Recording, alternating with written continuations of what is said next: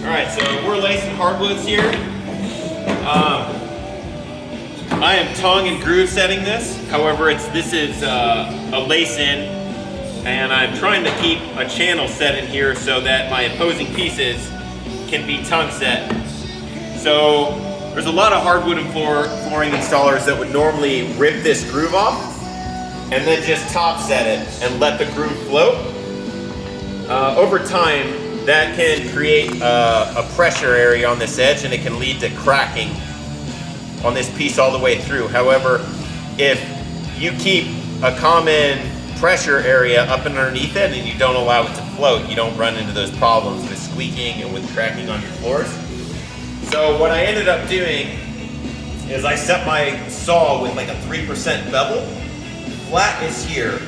I set about a 3-degree gradient on each edge of this cut so that when I set these guys, there's an ever so slight gap between the two. So see when they're mitered, right there, see that gradient? That's about 3 degrees, right? 0's there, 3 degrees is there, but what it's gonna do is it's gonna keep my top edges tight, okay? So as I go in here to install this floor, you can just watch what I'm gonna end up doing. I'm gonna set glue on this bottom edge, on the bottom of the floor in an S. Then I'm gonna top glue the tongue and then glue the floor, okay? And the edges where I set this. This is gonna make sure this edge that gets glue that goes into this channel right here is to make sure that the floor doesn't squeak and move or modulate, okay? The glue that's on this edge right here is gonna lock into this tongue right here to make sure that doesn't squeak, and then I have edge glue on it to keep the pressure areas filled. So then when you strike this, you have to strike and set with a dead blow. I use a 45, and the reason why is if you use a hammer that has bounce in it, it'll crack. Whenever you strike this and you hit it, it has to be a very pronounced and very solid strike.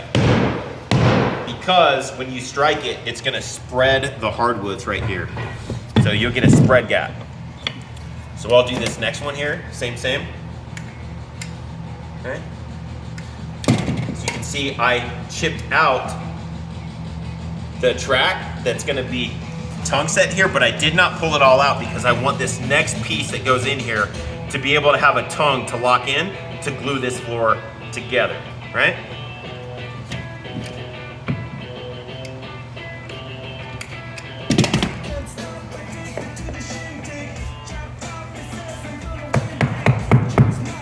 See how it binds right there and it's tight? I have a dead blow. See, if I hit it with the dead blow, it'll knock it and it won't bounce, right? So the floor didn't bounce and this piece didn't crack, which is super important, and it has full glue. So this next piece that I already have cut, that already has a bevel cut, if you come around the back side over here, you'll see I still have this flange right here on the hardwood. Okay, I'm gonna check and make sure I don't have anything blocking the tongue when I set this block.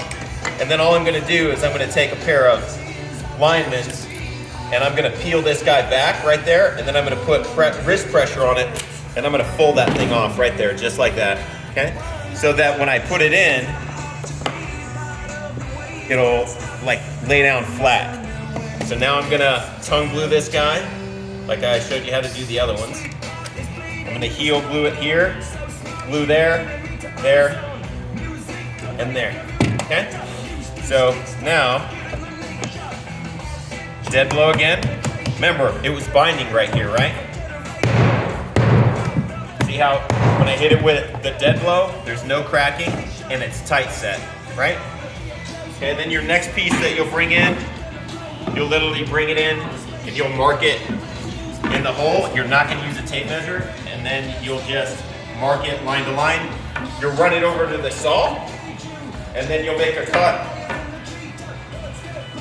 with a 3-degree beveled edge on it, and then you'll top hammer it same, and then you'll cut or chip out this bottom shoulder. That is how all this floor got put in. and laced. As you can see, when you look down in here, I don't actually have any nails in it.